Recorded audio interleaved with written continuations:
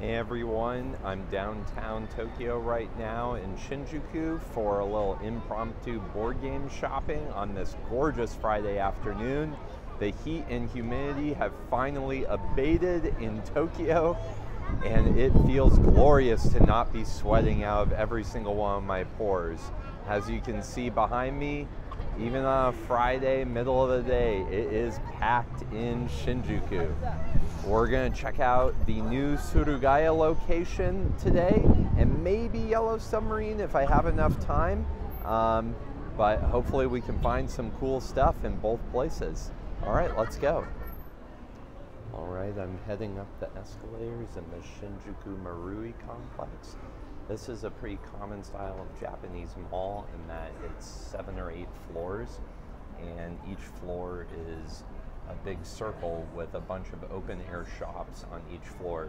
So you kind of get off at a floor, circle the escalator, check out what's for sale, and then go up to the next floor.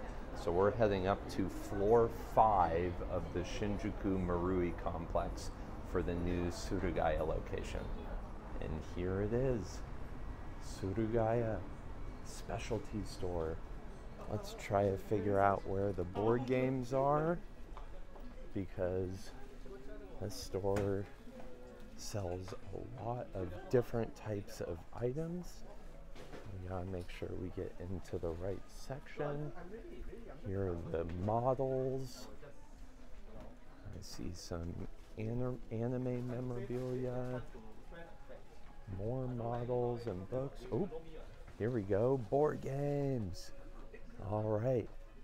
Let's see what we have in store. There's a lot of stuff, so I think I will scope first and then give you guys snapshots of everything available. It looks like there are 2 full shelves and then a section of smaller games in the back.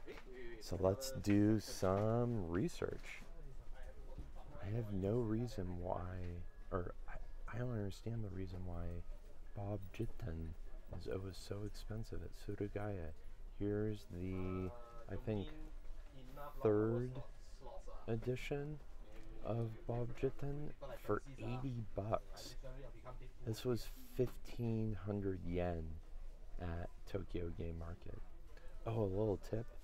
Those 2 kanji right here mean secondhand or used. So if you ever see these 2 kanji on a board game that looks like it's been re-saran wrapped, that means it's a used board game. The first character means middle, chu, and the second character means old, ko. So it's like middle-aged kind of chu ko. So secondhand or used. These are the types of board games I love to find in Surugaya.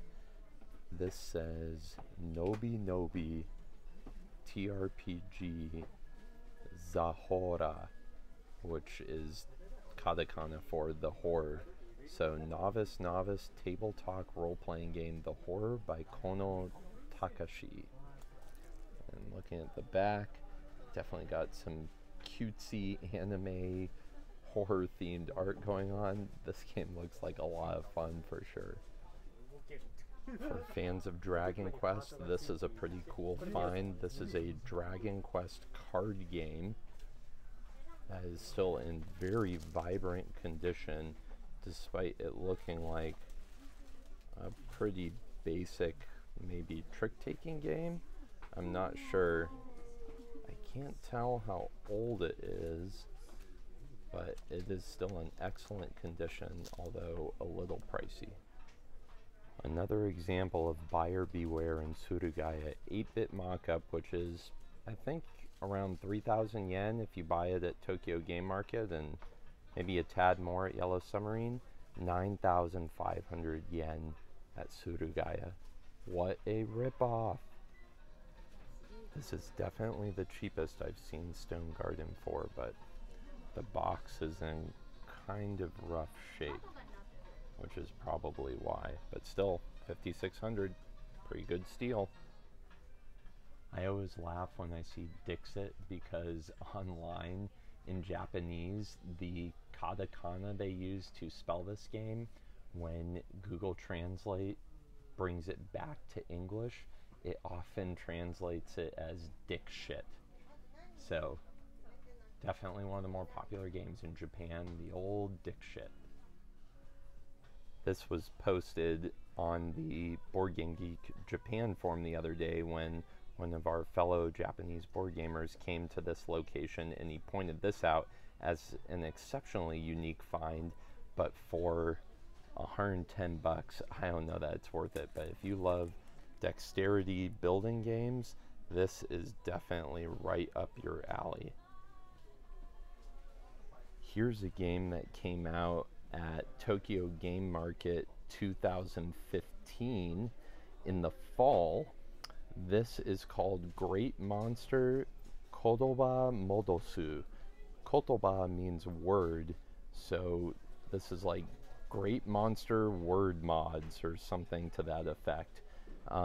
It's a Scrabble style game in that you're going to get past something like 9 hiragana letter tiles, and as quickly as you can, you have to make 3 words of 3 letters each. So obviously not the best pickup if you're an English native speaker, but if you're looking for a really unique Japanese game and you happen to be studying Japanese, this could be a really cool addition to your collection, especially considering that this is maybe the best box cover I've ever seen for a Japanese board game. Oh man, they already have a used copy of Tokyo Sidekick. It's not a whole lot cheaper than you can get it for retail. They've got it listed for $5,800. I think the last time I went to Yellow Submarine, it was either $6,000 or $6,500. So for $5 more, I'd rather have a new copy of the game. But still, pretty cool that you can find a used copy of this at Sudogaya already. This is a pretty good steal. They have Tataraba Tomori for only 3,500 yen. I was just at Yellow Submarine in Akihabara a few weeks ago, and they had this new for 5,400 yen. So it's about 40% off here at Surugaya, and this edition, even though used, looks like it's in excellent condition. The box is in great shape, the colors are vibrant. I think this seems like a total steal for 1,900 yen off the new price at Yellow Submarine, which is frankly the opposite of what we've been seeing today at Surugaya. This is classic Japanese board game packaging. You have an amazing front cover, Shinjuku, totally anime themed, awesome art style. Just makes you want to pick up the box, check it out, see what this game is about. So you start to look at the sides, you look all around, and you're like, huh, not a lot of information, maybe I should turn it over. Nope, nothing. I have no idea what this game is about, only who designed it, the name, and that there are a lot of anime girls. But maybe that's enough to get people to buy it. This isn't something I expected to find. We've got a Gundam deck building game here for the whopping price of 10,000 yen, or almost 90 bucks. But if you love Gundam and you love deck building games, this might be right up your alley. Also a pretty rare find, a German edition of Starfarers of Catan. Not sure what the price is, and I don't really want to pull it off the shelf. Well, here's something interesting. I have never seen this before, but it looks like a 2-player edition of Starfarers for Catan.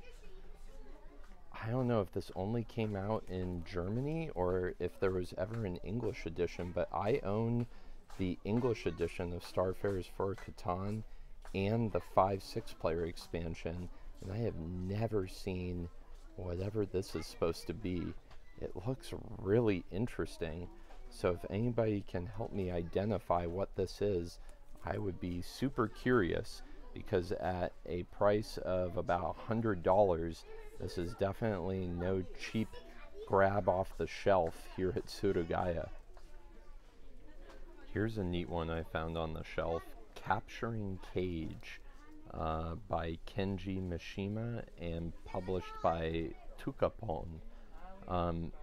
The Board Game Geek description for this game describes it as a very deep strategic version of tag, where one player plays an android and every other player, up to 4 others, plays a scientist.